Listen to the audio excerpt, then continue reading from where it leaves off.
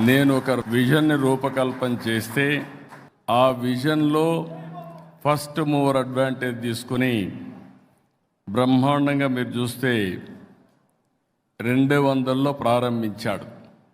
నేను 1996-97లో ప్రపంచంలో internet revolution వచ్చింది. ఆ ఇంటర్నెట్ రెవల్యూషన్ని అడ్వాంటేజ్గా తీసుకోవాలని ఐటీని ప్రమోట్ చేస్తే నేను ఆ సమయంలోనే హైటెక్ సిటీ పెట్టి ఐటీని ప్రమోట్ చేశాను. ఈరోజు ఇక్కడ ఉండే వాళ్ళందరూ కూడా ఐటీ చేసి ఇటీవల ఒకసారి అనిపిస్తుంది, నేను కష్టాల్లో ఉన్నప్పుడు, నేను జైల్లో ఉన్నప్పుడు మీరు పోరాడిన విధానం నా జీవితంలో ఎప్పుడూ మర్చిపోలేను.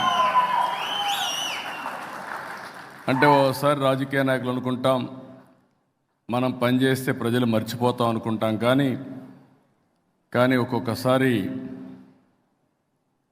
ఏ విధంగా ప్రజలు స్పందిస్తారనేది నా జీవితంలోనే కాదు, ఎన్ని జన్మలెత్తి మళ్ళీ తెలుగు వాడుగానే పుట్టాలనుకుంటున్నా, ఈ జాతికి సేవ చేయాలని ఆలోచిస్తున్నాను.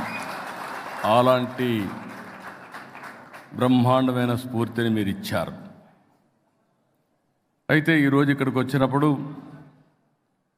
2000 సంవత్సరంలో తెలుగు వన్ డిజిటల్ ప్రయాణం, ఈరోజు 400 ఛానల్స్ మొత్తం.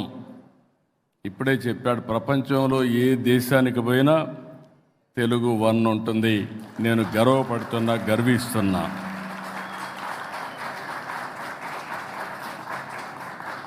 ఈరోజు మనం చూసినప్పుడు